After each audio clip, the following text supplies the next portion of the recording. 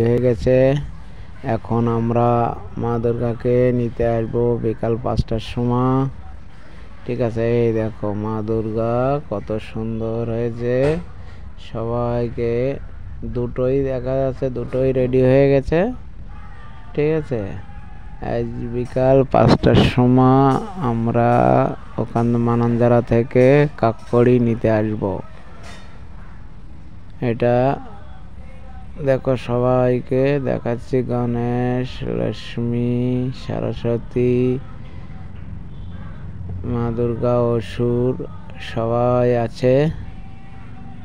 ও super হয়েছে। জয় মা দুর্গা, জয় মা দুর্গা।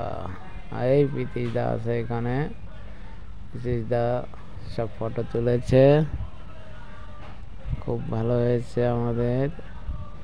এখন আমরা আনতে যাব।